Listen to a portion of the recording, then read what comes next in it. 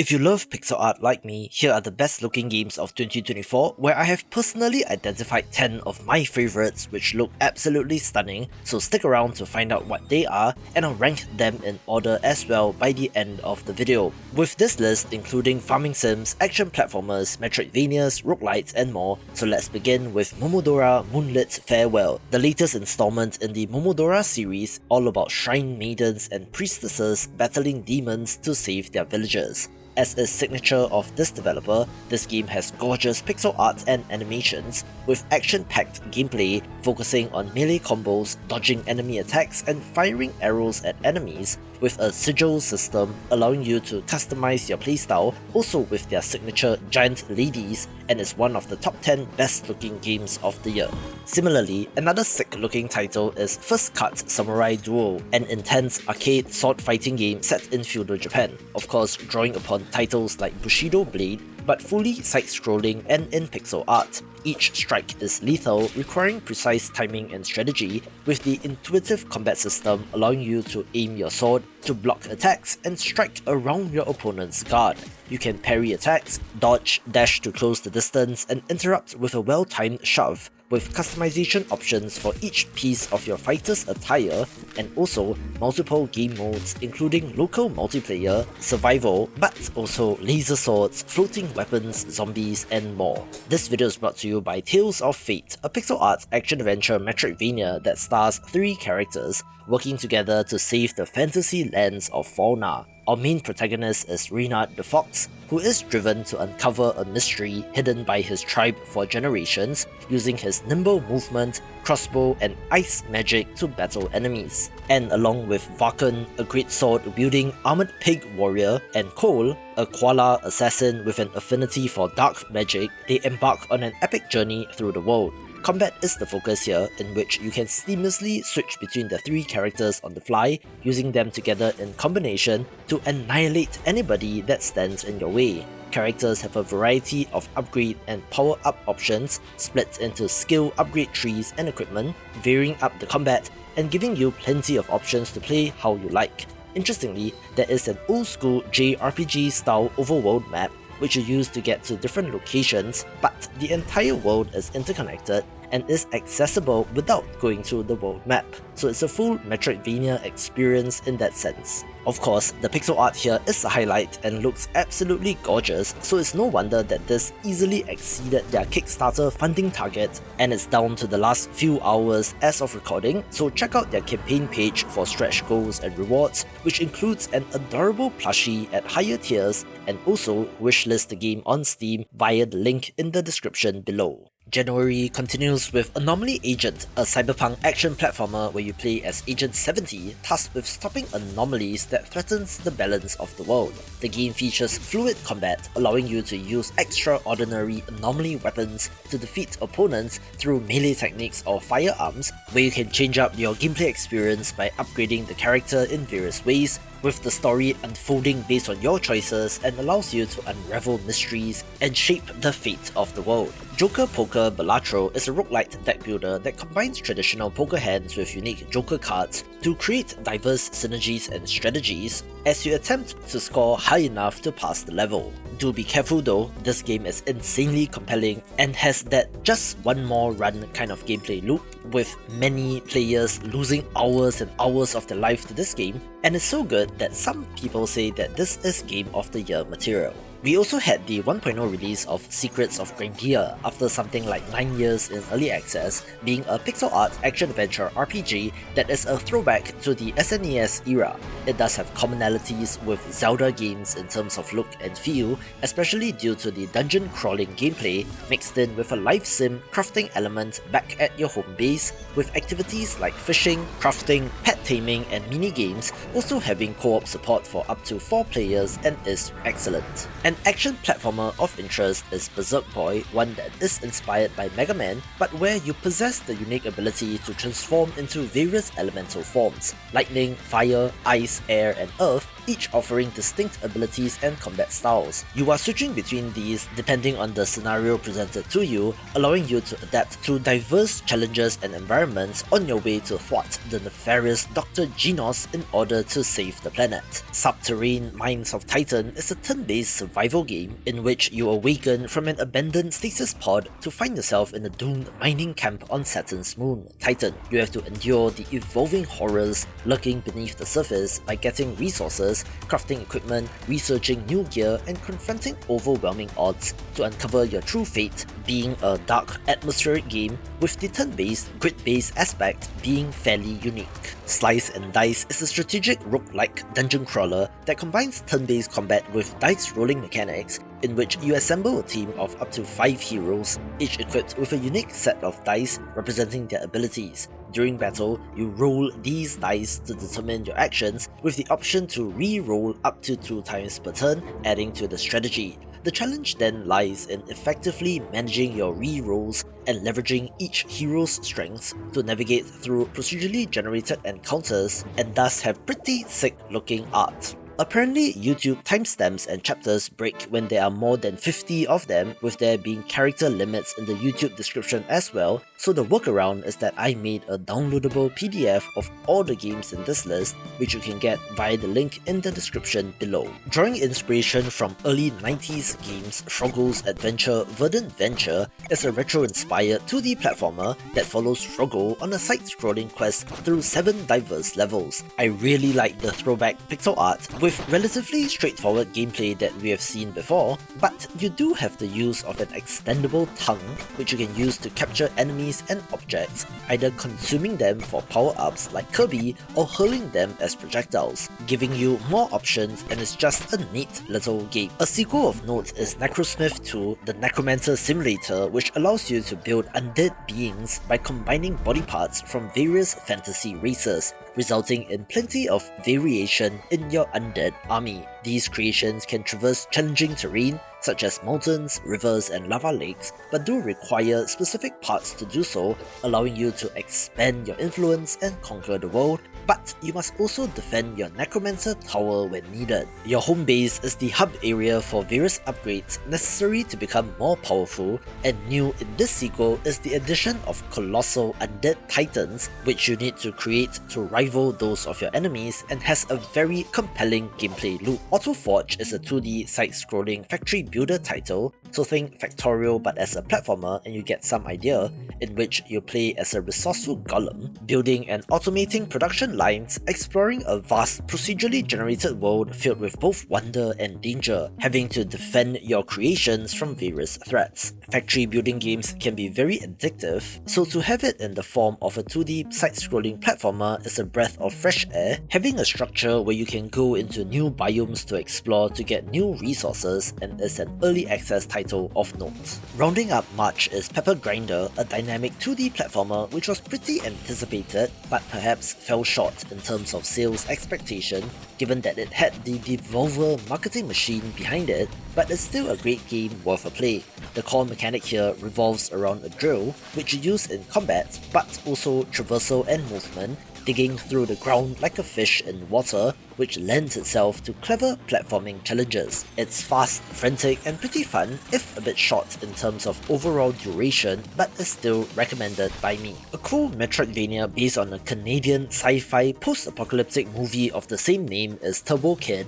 making a great transition to video game form, where you play as the kid, exploring and uncovering the secrets of the wasteland. Armed with a turbo glove, armor, and the all-important BMX bike, you embark on the quest to retrieve stolen possessions while confronting a tyrannical creature leading a cyborg army. I love the look of this game, with the bike-based exploration being neat, mixed in with on-foot sections, where it is much gorier than I expected, but still, it's pixelated violence and pretty cool. A turn-based tactics title of note is Dream Tactics, where you assemble a team and fight the Pillow Legions threatening the dream world in order to prevent its collapse. The, I would say, minimalist pixel art is very well done here, with the mini characters looking cute but still have enough detail to differentiate from each other, mixing in a card-based deck building element to the combat as well, and is a must-play for fans of the genre. A moody, dark fantasy action-adventure RPG is King's Grave,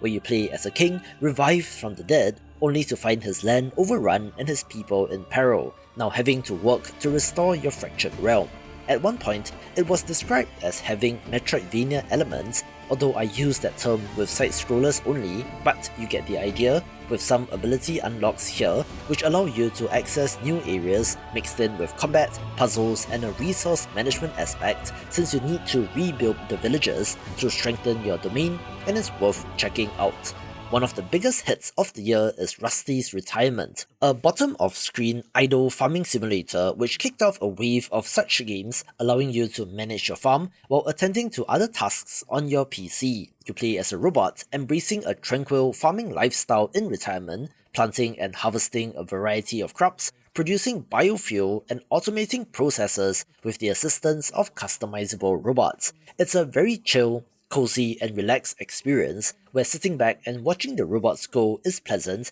and is pretty cheap as well, so why not pick this up? It's been a while since we last talked about that list of the top 10 best looking games, and that is still coming up with a few games in May, where Animal Well is not one of them, but this puzzle Metroidvania is one of the best games of the year. You control a small slime-like creature, exploring this labyrinth of a world filled with animatic creatures and intricate traps using atypical Metroidvania upgrades like a bubble wand or a yo-yo in order to access new areas. I've said in the past that exploration and discovery is the most important thing to me in games, so this checks that box, with the visual style being awesome, and the developer has done some magic on the back end since the game is like 33 MB or something, but yet is still one of the best games of the year.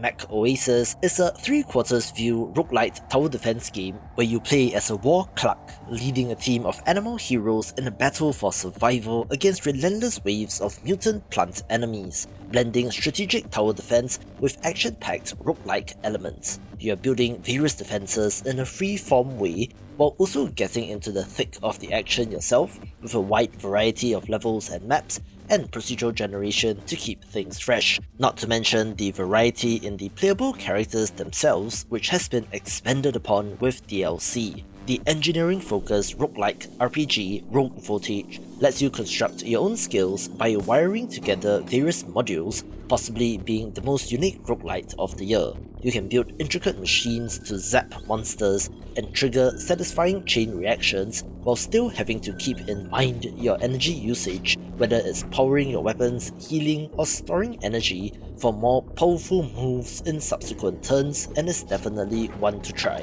A very weird and interesting comedic RPG is Athenian Rhapsody, set in a whimsical world where your choices shape the story. Self-described as a Souls-like platonic dating simulator with Cooking Mama and WarioWare style battle mechanics, which according to the developer means that it's a choose-your-own-adventure action RPG with the ability to trade entire playthroughs between friends, so how's that for weird? So if you want something that is really out of left field, you must give this game a go. A great blend of action and shop management is Aruta, in which you battle monsters to gather ingredients and craft different types of bread. The bread is sold in your bakery, where managing the shop's layout and maintaining customer satisfaction is key as you work your way towards reviving a once thriving town. I do like the blend of both, having awesome pixel art as well, where it is still in early access but has impressed so far. Another unique entry is Run Gore, a roguelite deck builder, yes, but get this, the twist here is that the action is in real time.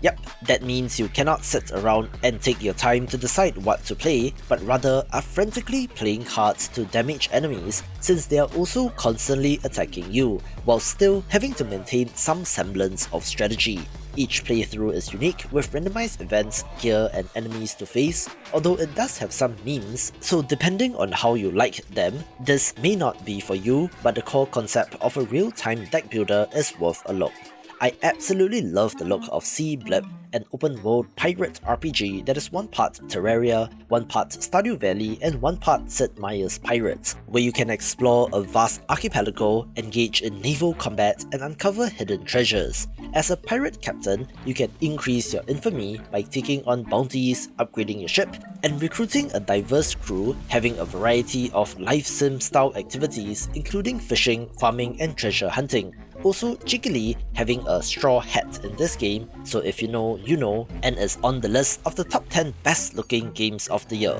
Fans of the channel will know that I'm a big fan of the Heroes of Might and Magic series, especially HOMM3, so the recent renaissance among indie developers making spiritual successors is very welcome, with the shining example being Songs of Conquest. This is a turn-based strategy game where you control powerful heroes known as wielders on a journey through uncharted lands. The game features tactical battles against opposing armies on the grid, overworld map exploration and castle building, all set within a richly detailed fantasy world, where the success of this game has led to the developers announcing post 1.0 support, including DLC with new factions to be added, being a must-play and is also on the list of the best looking games. Little known Galaxy is a cozy single-player farm simulation RPG set in space, combining exploration, crafting and farming. As a new captain in training for the Space Alliance, you go on a journey to uncover the mysteries of an ancient relic found on the Grey Planet.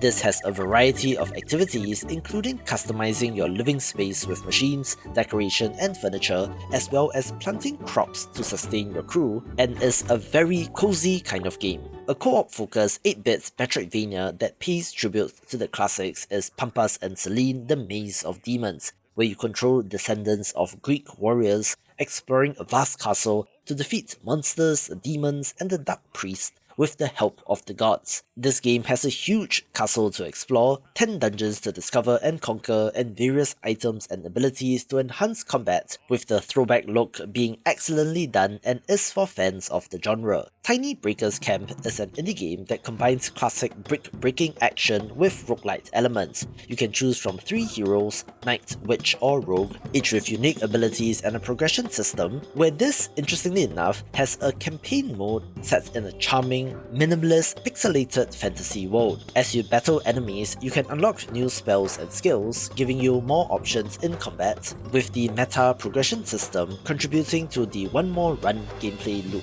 I grew up with shoot 'em ups being a very classic genre which still has its fans today, with the throwback look of Devil Blade Reboot being excellently done, and looks like it could pass off as a title on an arcade cabinet. The pseudo 3D look pushes the limits of pixel art, mixed in with frantic shooting action, with a berserk system that rewards players for close-range combat, similar to the Graze system found in Toho bullet hell games, but for enemies instead of projectiles, and is on the best looking list as well. Trash of the Titans is a turn-based tactical RPG where you control a group of anthropomorphic animals defending their magical trash from invading rats, being a case study for isometric pixel art since I think it is very well done here. Each level presents strategic challenges where you need to use the environment and your team's unique abilities to protect your resources. This has a progression system where consuming collected trash enhances the team's capabilities, adding depth to the gameplay and is for fans of the genre.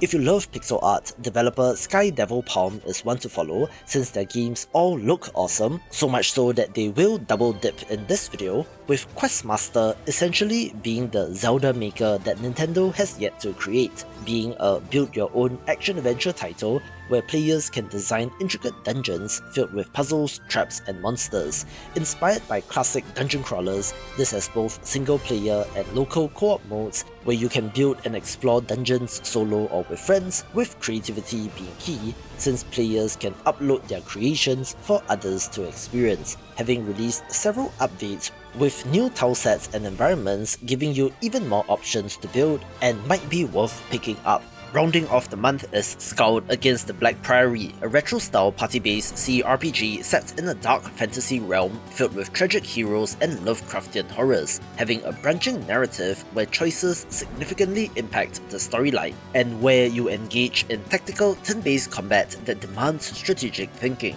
Journey from the cursed shores of Idra to the ominous Black Priory while confronting deadly creatures and uncovering eldritch mysteries along the way. This developer went for the Commodore 64 visual style and absolutely nailed it down to the color palette chosen, evoking the charm of classic dungeon crawlers and CRPGs, making it especially of interest if you grew up with those, but even if you did not, you might appreciate the art in this as well. Developer Team Sunit is known for their pixel art, having made Blade Assault, which was released in 2022, with their current project being Dragon is Dead, a hack-and-slash roguelite action platformer with fast-paced combat. Customize your playstyle through diverse character skill trees and legendary equipment, tailoring your abilities to overcome various challenges. Having a roguelite structure where repeated deaths serve as a learning opportunity to refine your approach, also having meta progression elements from run to run. Your ultimate goal is to defeat Gurnian, the leader of the Dark Dragons, who is corrupting the world with his influence, battling your way through and does look absolutely sick, with the extreme high-bit pixel art looking fantastic and is one of the top 10 best looking games of the year.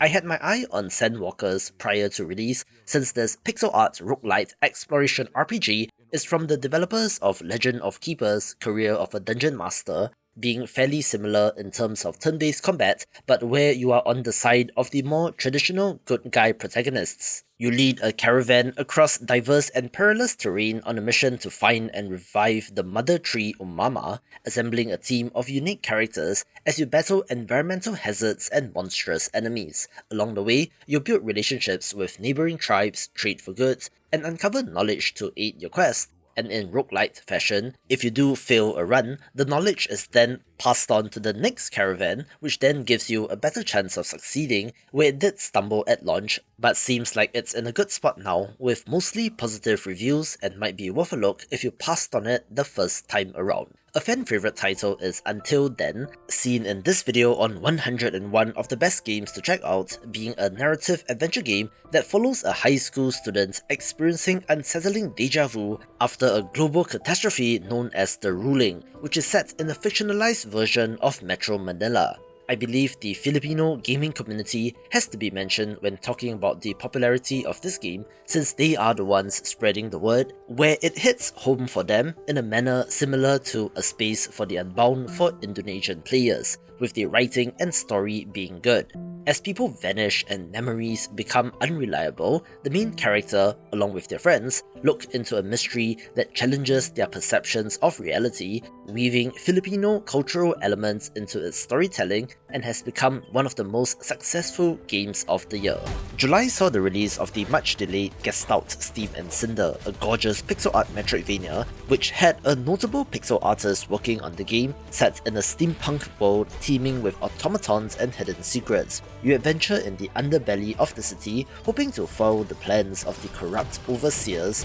facing mutant creatures and massive robots alike on your quest. There is both melee and ranged combat options, complemented by a skill tree and a stat-based RPG-style leveling system, so it does lean more Castlevania, but for one of these, it is on the shorter side of things, and spoiler alert, does end on a cliffhanger, which might have been the result of the development hell that this went through, so I don't know if we will see a sequel down the line, but it is very pretty, which I have to commend the artist for, and goes on the top 10 list as well. Developer Color Grief has a very unique art style that makes their games stand out, all of them looking like they could belong on the Game Boy Color, from Prodigal to Curse Cracker, where Veritas is the direct sequel to Prodigal, both being 2D Zelda-style action-adventure dungeon crawlers. You are exploring the many levels of a castle, where each floor presents unique challenges and bosses, as you attempt to uncover the secrets of the God of Shadow, where if you love classic Zelda-style games, this is a must-play. Going from Zelda-inspired to Mario-inspired is Kitsune Tales, a 2D platformer that is very Super Mario Bros. 3, down to the Kitsune or Fox main character as a parallel to the Tanuki suit in that game. Set in a world inspired by Japanese mythology, play as a young Kitsune on her inaugural mission as a messenger of Inari, a Japanese god, as she navigates through 5 distinct worlds filled with diverse platforming challenges. It is a pretty blatant ripoff, if you can call it that, since it has the equivalent of the Goomba Shu Boo type ghost enemies, a pangolin enemy which you can stomp into a ball, which can then be picked up and kicked around, so no points for creativity, but it was 36 years since the release of Mario 3, so it's kind of a genius strategy if you think about it. Stardew Valley is the undisputed king of the farming sim, far exceeding even modern entries in the Story of Seasons or Harvest Moon franchises, but somehow, an early access title named Fields of Mistral has gotten a huge amount of momentum to the tune of 15,000 Steam reviews as of recording, which means many copies sold. For the most part, this is your classic farming sim, so farming, fishing, mining, raising animals, and relationships, but does add in a dose of magic, along with an awesome pixel art style that just looks so cute. There are some more friendly quality of life changes, like being able to save in the middle of the day rather than having to complete the entire day, and it's just a very well made one of these, whose success I would attribute in large part due to the pixel art and visuals, so this makes it to the top 10 list as well. A game that you might not be aware of is Depersonalization, an RPG inspired by the Cthulhu mythos that comes to us from a Chinese developer, being a little poorly translated, but if you can figure it out, this is worth a play. As you traverse diverse worlds and mend fractured timelines, having standalone story chapters with branching narratives and dice-based skill checks, and does look quite good. 2024 was the year of the roguelite deck builder, first with Balatro, but also Dungeons and Degenerate Gamblers, using blackjack instead of poker, and is fun in itself, although you can see the limits of the core game it is built on. Similarly, you are hitting to draw cards to try and not bust the limit of 21, doing damage to your enemy based on the differences in your respective scores, juiced up with special cards and their abilities, and is fun, although personally, Balatro is still my pick. One of the most unique titles of the year is Arco, a Mesoamerican fantasy RPG that masterfully blends turn-based and real-time combat. Guide 4 heroes on a quest for vengeance against the Red Company as you traverse across landscapes such as lush forests, expansive plains, and arid deserts. Your choices significantly influence the narrative, leading to impactful outcomes, having a guild system as well. Combat here is the most interesting part, since everything freezes and you can aim your next attack, but when the action resumes, everything resolves simultaneously, so you need to anticipate what your enemies are going to do and where they will be. Where I follow the artist of this game on Twitter and am a big fan, so of course it gets on the top 10 list as well. The variety of indie games means that titles like The Crimson Diamond can exist, a throwback point-and-click text parser mystery adventure game, where you play the role of an amateur geologist and reluctant detective, having the EGA or Enhanced Graphics Adapter style visuals common in IBM PCs in the 1980s, and like Scald mentioned earlier, absolutely nails what they are going for, down to red as the colour of skin in this game. Travel to the ghost town of Crimson, Ontario to investigate the discovery of a massive diamond with an array of interesting characters, intricate puzzles, and hidden secrets, and will be for fans of the genre. If you love colony sims, Odd Realm is one of note, one that has a very cute, minimalist pixel art style, but don't let the visuals fool you, it can be pretty challenging in that RimWorld kind of way. You oversee a group of settlers trying to establish a thriving settlement in a procedurally generated fantasy world, so effectively, orcs, goblins, elves, skeletons, and so on, even if they have their own unique names in this game. Choose from 4 distinct races, each offering unique playstyles and mechanics, and guide them through dynamically changing seasons, fending off marauding bandits, confronting subterranean horrors, and appeasing legendary deities along the way, and is a deeply strategic title. There is still a huge appetite for sandbox survival crafting games, case in point being Core Keeper, which can be likened to 3/4 view Terraria, in which you explore an expansive underground world, mine, build, fight, craft, and farm to uncover the mysteries of the ancient core, where you can play solo, but this has co-op support for up to 8 players, which is a lot. This game got constant, massive updates while in early access, so now that it's 1.0, there's plenty of content here, and they seem to be planning for long-term post-launch support as well, which is nice to see since this community is huge and thriving, and more content for this will be welcomed. A very clever pachinko roguelite is Peglin, the best in class in this subgenre at the moment, which is technically pixel art, although the visuals are not the most important part of the game. you are throwing orbs to hit pegs, accumulating damage, which you can then use to attack enemies, with the variety of orbs and relics being very fun, in addition to the physics mayhem, and has plenty of replayability. September kicks off with Necro King, where you become the Death Monarch, wielding necromantic powers to command an army of over 30 types of undead minions. Engage in tactical battles, deciding on where you place your units in order to defeat your enemies, mixing that with an energy system, think fuel in FTL, in the overworld map that limits your exploration, with the unlocking of new skills and units from run to run, in an almost deck building kind of way where I am partial to the pixel art sprites here. Like Athenian Rhapsody mentioned earlier, a quirky title is Gabanzo Quest, but this time taking the form of a platformer where your primary weapon is your own spit. Go on a mission to rescue your companions from the villainous Billy Bones, and it's just a light-hearted, funny title worth a look.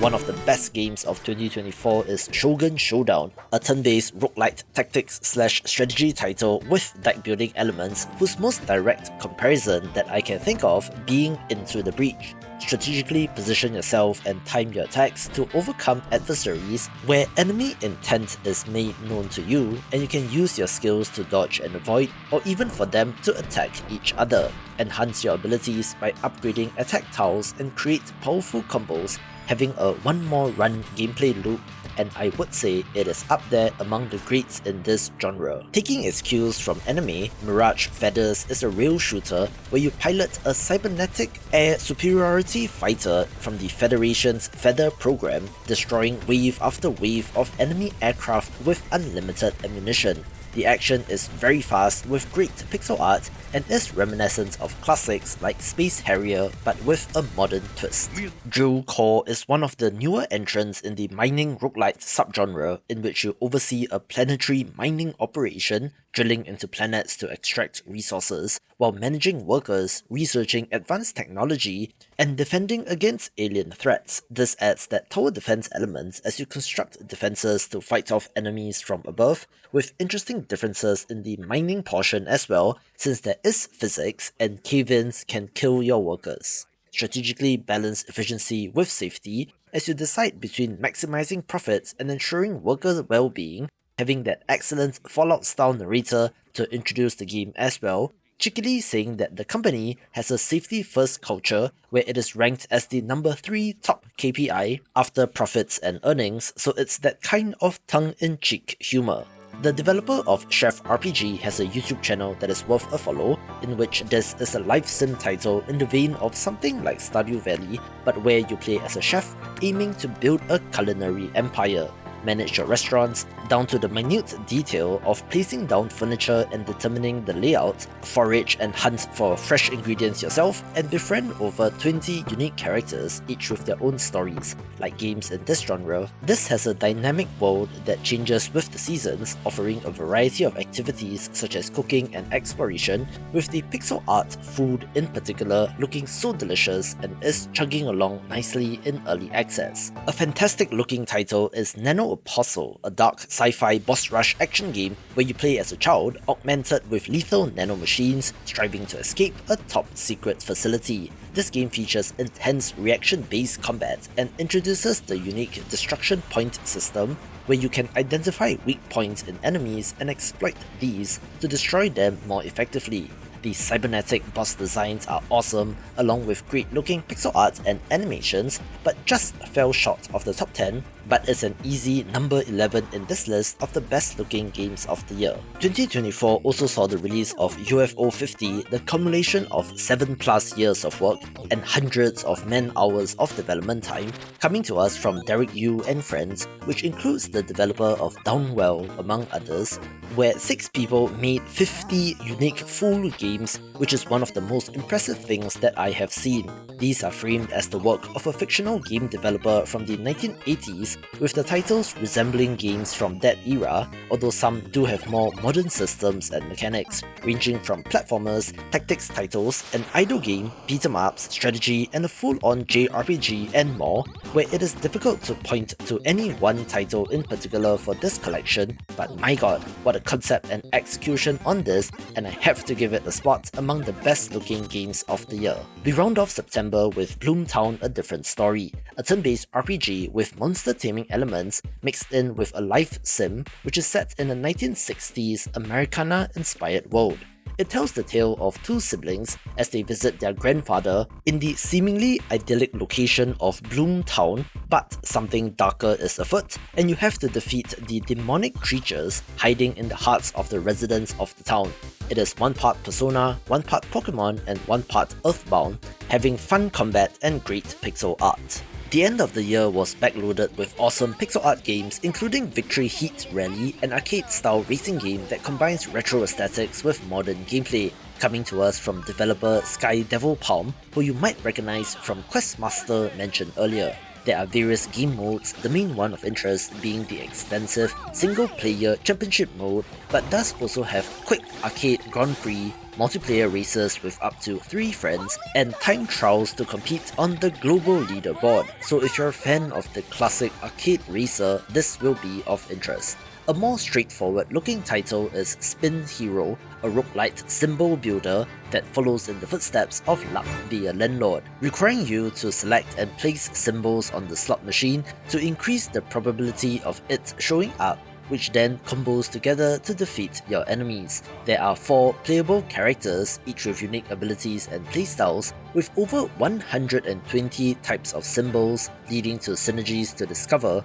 being a well-made, if smaller one of these in terms of replayability. An awesome management sim that you might have missed is Sky Brew Entropic Strategist, where you run a floating cafe in the clouds, oversee daily operations, customize your cafe's design, and train your staff to enhance service quality. The main enemy here is entropy or chaos, being unpredictable events that extend to customers, random events, and other things in the game world, where you need to fight back against it. Interestingly, this has a card system as well, which are special limited use buffs to temporarily increase employee efficiency, give you a boost in sales and more, having to be cleverly timed to maximize their effect, with a larger thread of taking part in competitions to boost the reputation of your cafe, and is another early access release of note. Another one of the best games of 2024 is Drova Forsaken Kin, a grimdark action RPG inspired by Celtic mythology. This has a handcrafted open world where your decisions and actions influence the shape of the world,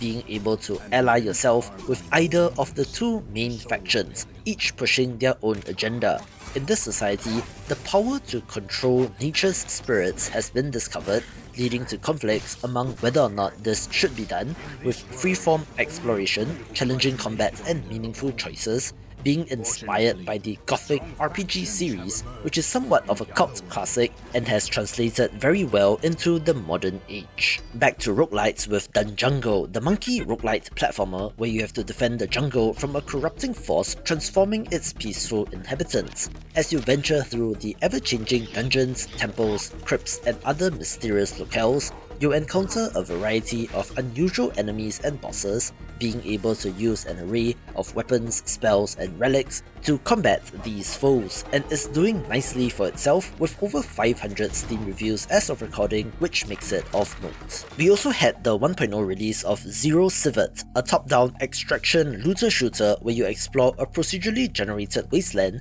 placing an emphasis on survival as you loot gear and collect resources, but have to get out of the zone safely if you want to keep them. Each journey demands careful planning and quick reflexes, as the environment is hazardous, including plenty of mutant enemies, and as extraction RPGs tend to be, can be brutal in terms of difficulty and game design, but does have an extensive crafting and customization system that should hopefully give you a better shot the next time around. Yes, we had a lot of Vampire Survivor style bullet heaven roguelites even in 2024, with that trend showing no signs of slowing down, but I want to give a special mention to Karate Survivor, since this is inspired by 1980s Hong Kong martial arts cinema and does have a focus on melee combat instead, which gives it a different feel. You play as a martial arts master that looks suspiciously like actor Jackie Chan, battling relentless waves of enemies, selecting and placing punches and kicks on your action bar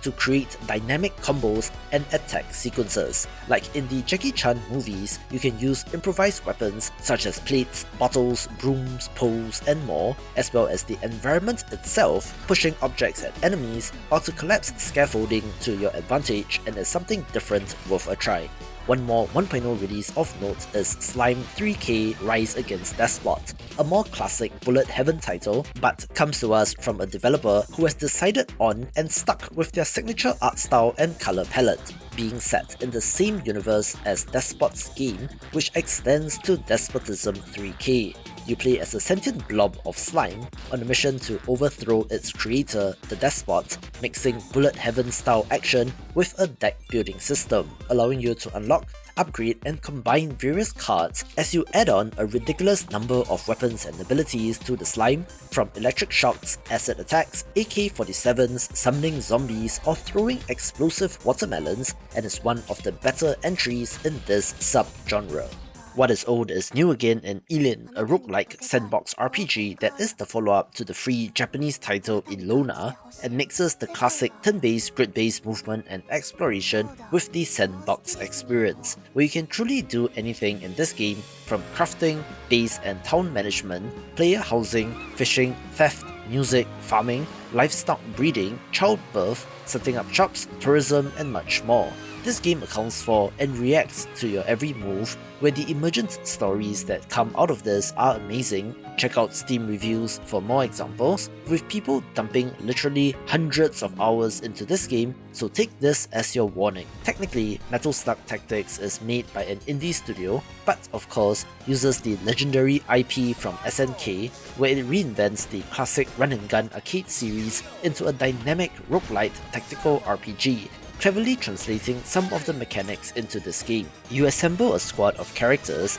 and set off on your mission to battle the notorious rebel army on various levels, and seize the return of iconic characters, enemies and weapons. Combat here is different from other turn-based tactics titles, since you increase your dodge chance the greater the distance that you move, so the run and gun part of the equation, where you also need to consider the position of your other characters relative to the target enemy, since all characters in range will attack, and like in the original game, has fantastic pixel art, but this time in isometric form, where this series kickstarted my love of pixel art, so of course it completes the list of the best looking games, where I will rank these in order later on in this video. Another 1.0 release of note is Xeno Tilt Hostile Pinball Action, a dynamic pinball game that is the follow-up to Demon's Tilt, with that game being more about chimeras and fantasy creatures, while this instead is more about aliens and Terminator-looking bosses. The coolest part of these two games is that they have a vast 3-story table where you can progressively launch the ball all the way to the top of the table,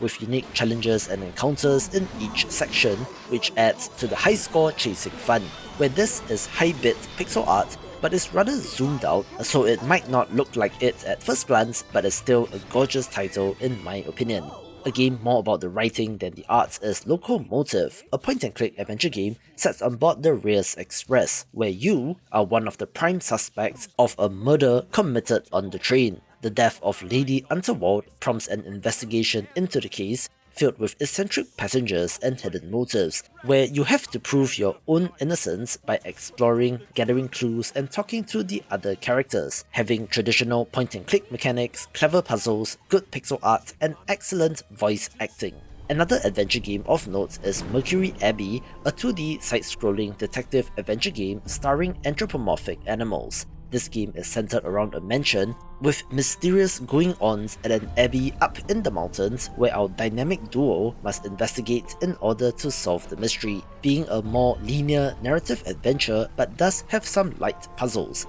coming to us from the developer of Tales of the Neon Sea, so it's no wonder that it looks as good as it does. A vibrant 2D hack-and-slash action platformer is Spirit Mensa, coming to us from a developer out of Thailand, where interestingly enough, this also incorporates deck-building elements. You play as a demon hunter who, after an accidental teleportation to the demon realm, must battle their way through in order to find a way back home, capturing demons encountered, adding them to your deck, and summoning them in combat as needed. With over 100 unique enemies and a diverse range of weapons, including guns and melee options, as well as co-op support, this is a good, if overlooked, title. I love my monster taming games, which is why the games from this developer caught my attention, with the latest entry being Dokimon Quest, a turn-based RPG that transports you to the Zelos region. However, instead of the classic Pokemon champion kind of storyline, you are instead trying to uncover the mystery